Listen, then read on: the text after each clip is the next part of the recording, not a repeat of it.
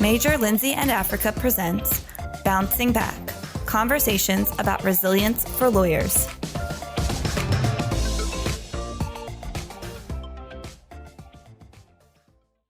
Welcome to Bouncing Back, Resilience for Lawyers. This podcast is brought to you by Major Lindsey and Africa, the global leader in legal search and consulting. I'm your host, Rebecca Glatzer. I am a managing director in the associate practice group at Major Lindsey and Africa. In this podcast, you'll hear me speak to successful professionals about the hiccups, bumps, bruises, and setbacks they've experienced in their careers and professional lives. And you'll learn how they ultimately bounce back from those experiences to thrive. Today, my guest is Ling-Ling Nie, General Counsel and Vice President for Ethics and Compliance at the Georgia Institute of Technology, my alma mater and one of the top research and engineering schools in the world. At Georgia Tech, Ling-Ling serves as Chief Legal Counsel for the Institute and is a member of the President's Cabinet. She previously served as Chief Compliance Officer and Assistant General Counsel at Panasonic Corporation of North America, where she was responsible for managing the global corporate compliance and ethics program for over 25 subsidiaries and division companies. Prior to that, she served as Senior Advisor to the General Counsel at the U.S. Department of Treasury. In 2019, Ling-Ling was selected as a 40 under 40 honoree by both the Atlanta Business Chronicle and the University of Georgia. And she was the recipient of the Women's Leadership Award from the Georgia Asian Pacific American Bar Association. She's a former division president of Panasonic's Women Connect organization and currently serves as a global mentor for the Sport Integrity Global Alliance. Ling-Ling also serves on the board of directors for the Georgia Lawyers for the Arts. She's a graduate of the University of Georgia and received her law degree from Washington and Lee University's School of Law. She's licensed to practice in both Georgia and Virginia, and I am super happy to have her here as my guest today. Thank you for being here, Ling-Ling. Thank you so much, Rebecca, for inviting me. I'm thrilled to join this podcast today. Awesome. Well, in a prior conversation, I want to get right into it. You mentioned that you had quite a difficult time in law school. Tell us more about that. Sure. I think I didn't really have an opportunity as a young person to discover, really what my passions were with respect to pursuing, a career. I think there's a lot of pressure on sort of first generation folks, to take advantage really of the opportunities in the United States. And, I'm no exception to that. My parents sacrificed a lot to come here to the United States with the goal of making sure I had access to better opportunities than they did. And so there was a real thought behind making sure that I was pursuing things that would make me, in their minds, successful.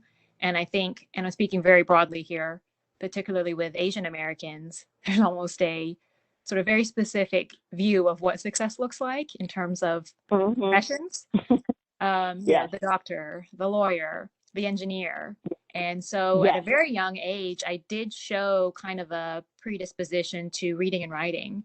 And so my parents sort of decided at that time that, I think you'd make a great lawyer.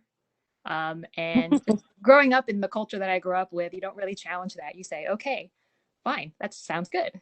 And so my mission, right. So my mission in school, elementary school, middle school, high school, was just to get the best grades I possibly could, to get into a good college, and then sort of do the same thing in terms of what my priorities were there, to get into law school. But I actually didn't really think much beyond law school, what happens at that point. So when I did get to law school, I honestly very early on felt a little disconnected from the curriculum, a little disconnected from, my fellow students, and wasn't really sure what I was doing there. And found myself a little bit lost. And I seriously considered after my first semester leaving and trying to figure out what really was my path. But I didn't. I did a lot of soul searching and decided to sort of stick it out. But that was a real sort of early experience where I really had to dig deep and try to figure out a way to kind of push forward. Absolutely. Did you tell your parents about these doubts, or did you kind of keep them to yourself during that time? I discussed it with them. They are the most supportive people in my life. And, I'm not someone who has a strained relationship with my parents. We're very, very close. And so we talked about it. And the way I sort of recovered from this challenge was to kind of give myself a little bit more perspective. And quite honestly, law school is only 3 years. It's not like a Yes. 30-year commitment. Yes. And right. And Yes. frankly, being in law school, that's an incredible path to be on that for some people is not even an option for them to pursue. So Yes. I was very aware of the sort of privileged position I had being in law school. And I thought it would make a lot of sense to just continue forward, continue my degree, and then see kind of where that led me. Yes, absolutely. Absolutely. Just kind of like stick it out, so to speak. In terms of digging deep, when you're in a situation where you're not happy and you're not really sure what to do next, but you're just trying to gunning towards the end, like how can we get to the end or claw to the end? I'm curious where that came from. Was it support from your parents? Did you sort of rely on faith? Were you kind of looking to your left and your right and going, well, they're doing it, I guess I can just suck it up and finish? I'm sort of curious, kind of what the internal dialogue, I guess, was at that point, if you recall. I realize it was a long time ago, but what you were saying to yourself to get there. Sure. So when I decided that I was going to stay, that's a commitment that I made. And I'm not someone to sort of fall short or give sort of half efforts when I've made a commitment to doing something. So I really had to come up with a strategy and develop some successful, I guess, coping mechanisms that could help me make it through the end of this journey. And, there's a saying that I really took to heart at this time in my life, and it's bloom where you are planted. And so I tried to take stock of what are the things about this experience that I actually do enjoy, and try to focus on that whenever I started to feel those sort of early feelings of being disconnected. And so, I do enjoy reading and I do enjoy writing. So those were things that I focused on day to day to kind of get me through the tough times. I also enjoyed my fellow students, even though most of them had a purpose for being there and sort of made that decision on their own. They were all in the same boat as me in terms of having to deal with tremendous stress and intense pressure. So just being able to spend time socially, with my classmates was another coping mechanism to make me feel sort of less isolated. But I think that's an important skill that I took away from this, was just making sure I'm identifying what about this experience is positive and is motivating, and using that sort of energy and momentum to kind of get me through. That makes a lot of sense. It's sort of like how you framed it. You found some little silver linings, if you will, to kind of keep you focused on the prize. From where I sit, I feel like your career has been meteoric. For those listeners who are not in the legal profession, it's very difficult to become a general counsel, the chief legal officer of any institution, period. But it's even more difficult to become the GC of an extremely prestigious, world-renowned organization like Georgia Tech. For those who don't know, who aren't in the Southeast, Georgia Tech is affectionately known as the MIT of the South. It is a very prestigious organization. It has, campuses internationally. It's a big deal. And so, even though it's public, not private like MIT, it is of the same caliber. So how do you go from, Ling-Ling, not wanting to be in law school and just trying to grin and bear it to flourishing in this way, as I view it? Well, thank you for the compliment. I appreciate that. And I certainly agree with you that Georgia Tech is a phenomenal institution. I mean, every day I am so impressed just with the quality of not only the faculty and staff, but especially the students. And it's just such a joy to be able to work with people who are so curious and who are so interested in sort of pursuing excellence and innovation to improve, just the human experience. So thank you very much for that compliment. I think, there were consequences to me feeling a little disconnected early on in law school, and it reflected in my grades, to be totally honest. And Yeah. so that first year was a little bumpy for me. My second and third years were much, much better.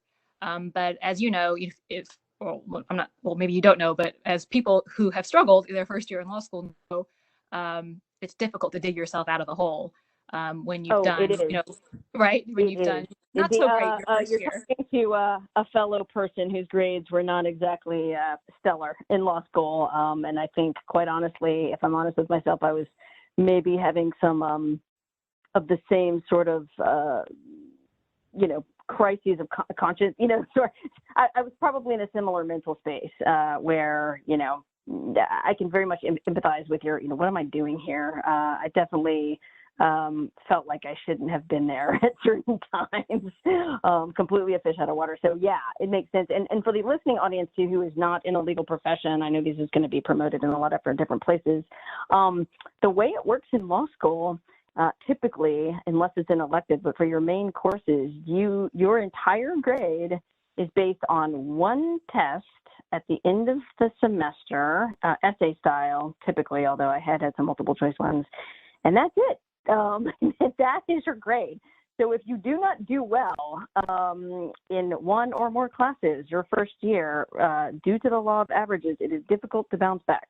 So you are in a tough spot, and your ability to get employed after law school is highly contingent upon your grades. That is the largest piece of the puzzle in terms of who they decide to grant interviews to. So yeah, you were in a tough spot.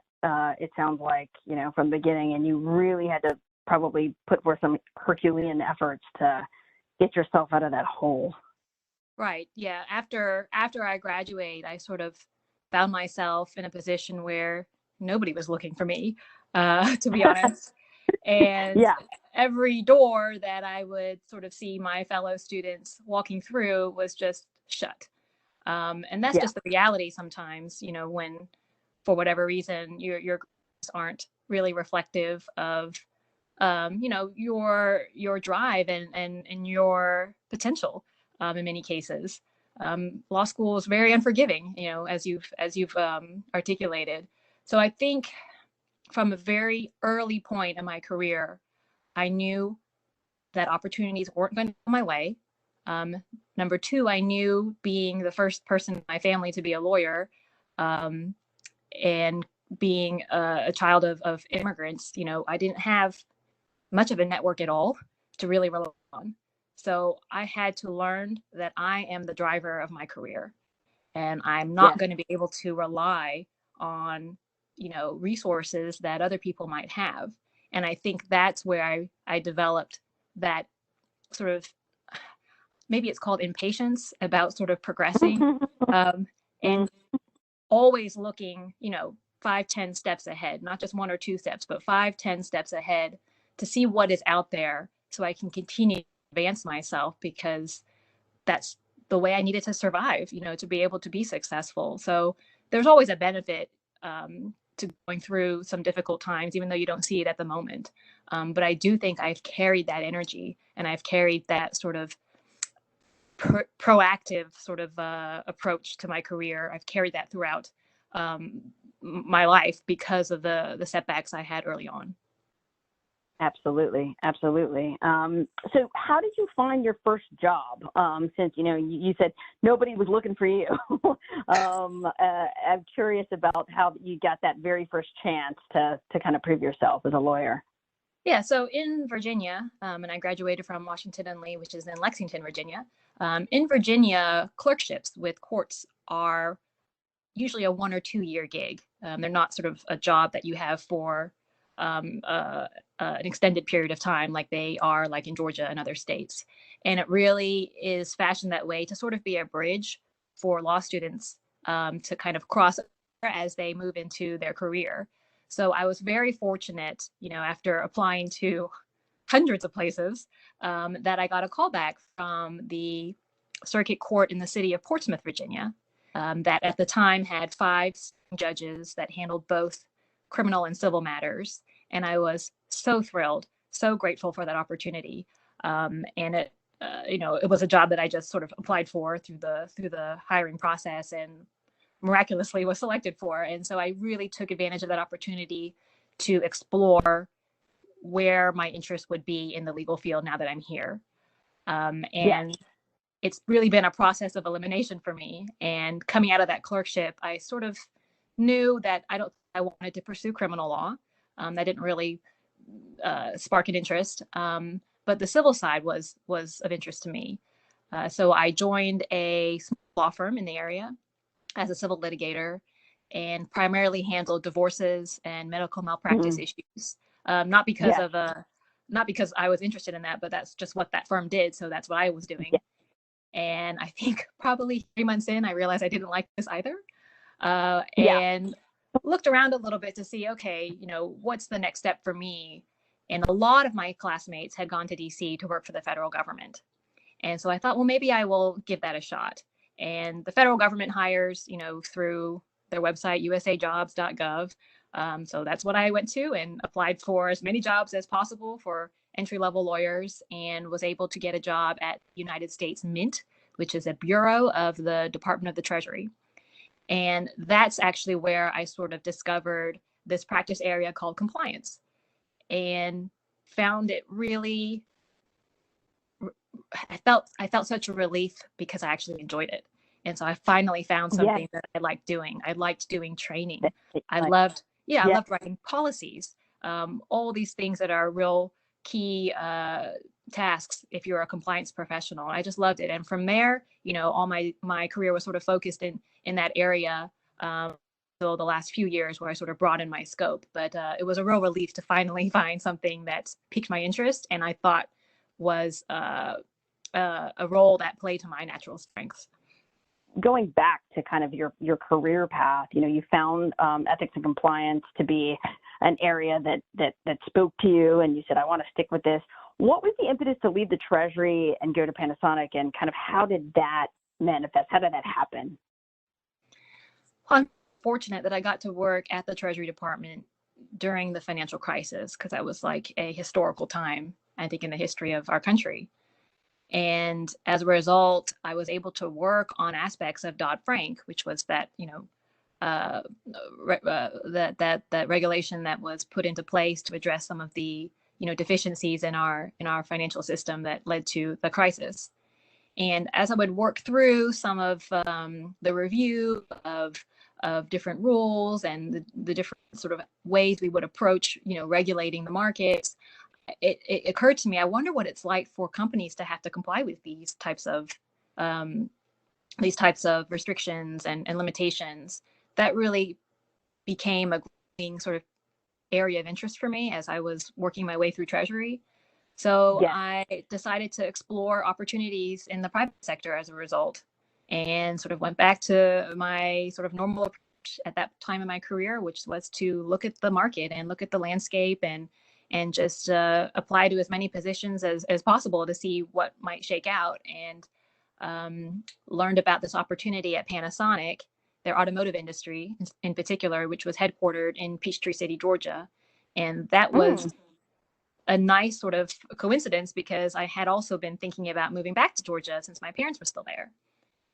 So they hired me and I got to do a number of things for that company, standing up their first ethics and compliance program, but also really rolling up my sleeves and getting involved in the business side of things and seeing how companies respond to enforcement agencies and regulatory bodies was exactly what I was wanting to do, when I first started exploring the idea. So it was real nice to actually get the experience that I was hoping to get, by making that move. That's fantastic. No, that's great. And it worked out really nicely because you got back home to Georgia. So Yes. that was good. As I listened to you describe your career path, Ling-Ling, to me, it has sort of all the markers of resilience, not letting the bad grades or feeling like, you went to a public college for undergrad or, being a minoritized person and a woman, letting none of these things hold you back, right?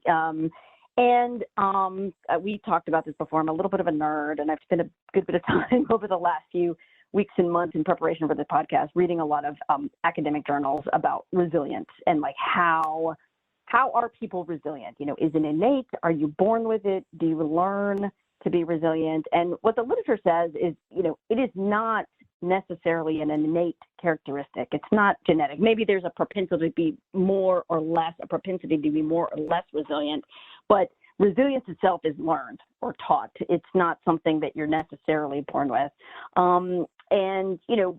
People rely on different things to learn resiliency. Sometimes they get experiences in their youth. Sometimes they have examples of resilient people in their lives.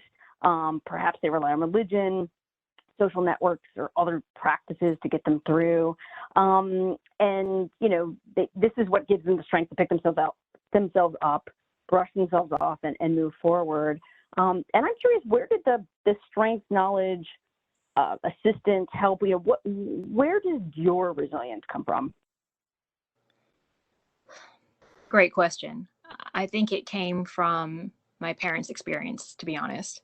Coming to a new country is a very courageous undertaking. And Indeed, my parents came to the United States knowing really nobody.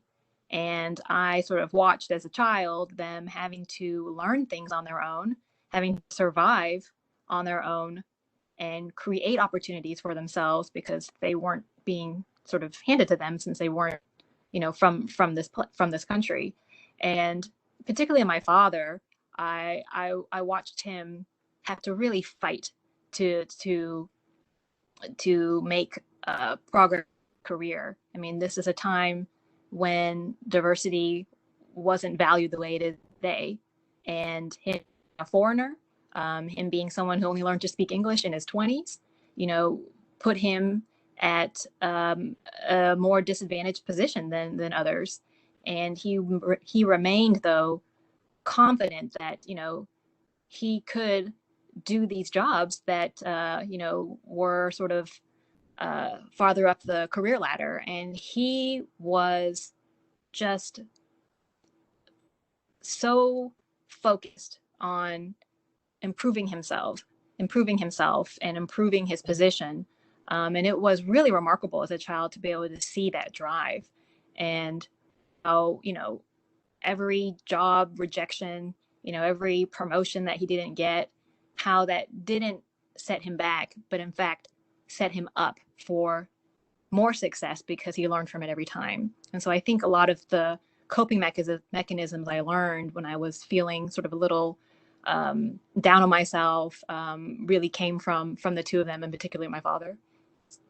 Yeah, what great examples. Because, let's be honest, one could take a different tact, right? One could become bitter and, shake their fist at the man or whatever, be very upset about being discriminated against because of an accent or because they're an immigrant or because they're Asian or because of how they look or what have you. And he just, it sounds like was incredibly resilient and just kept going, like the Energizer Bunny, like brush yourself off and let's keep moving. And I'm sure it sounds like an incredibly powerful example of resilience that you could rely on those lessons as you progressed in your career. Well, we're getting down to the last few minutes of our podcast, and I wanted to ask you a final question, around our theme of resilience. This past year, as you know, last 12 to 18 months for me have been quite difficult for a lot of people, everyone really, but especially young, newly practicing attorneys. Many of them have been furloughed, laid off, faced pay cuts, uncertainty about their careers and their personal lives. And many of them, especially the millennials and Gen Zers, were too young to really be personally impacted, directly impacted by the Great Recession, like we were. So many of them don't have a point of reference for what they were experiencing. And, part of the issue too is, lawyers are very smart people. They're go-getters. They're used to being kind of at the top of their class. Everything is very, as you sort of described it, linear until it's not, right? They go through elementary, middle school, high school, college, typically at the top of their class, sometimes law school at the top of their class. And then bam, life sort of punches you in the face, as it has many of us this past year. And so my question for you is, what advice would you give to these young lawyers, particularly the ones that have never experienced anything like this before, and those are sort of questioning their career choice and their circumstances at this point? Well, I think get punched in the face, as you say, early in life can actually be a good thing. I know it's hard to appreciate that when you're actually getting punched in the face right now. But right. Going through challenges early in your career, early in life, is incredibly revealing in that you learn the skills really early on to overcome that. And I contrast that with someone who maybe has always been on a upward trajectory for their whole career and who only experience setbacks much later in life when you actually have much more to lose. And because they never experienced it early on, they didn't have the opportunity to develop that toolkit that you need to really manage through setbacks. So, for those people who are listening today who are really finding themselves challenged, the only thing I can say is, this is an incredible opportunity for you to start developing the toolkit that you're going to have to rely on going forward, because this is not going to be the first time you're punched in the face. It's going to happen again. I can guarantee that. It's going to happen again. But next time, you're going to be so well prepared to deal with it because you've been through it before. So think of this as really a learning opportunity, and think of it as a way, to think of it as an opportunity that's going to help you overcome challenges later in life. And that's going to put you in a better position than someone who's not going to have that experience. Definitely. I completely agree. Well, this was wonderful. I want to just thank you so much for giving me your time and sharing with me your experiences, sharing with our listeners today. I know that they will be impacted by what you said, and there's a lot of lessons here, to be learned from your experience. So I sincerely appreciate it.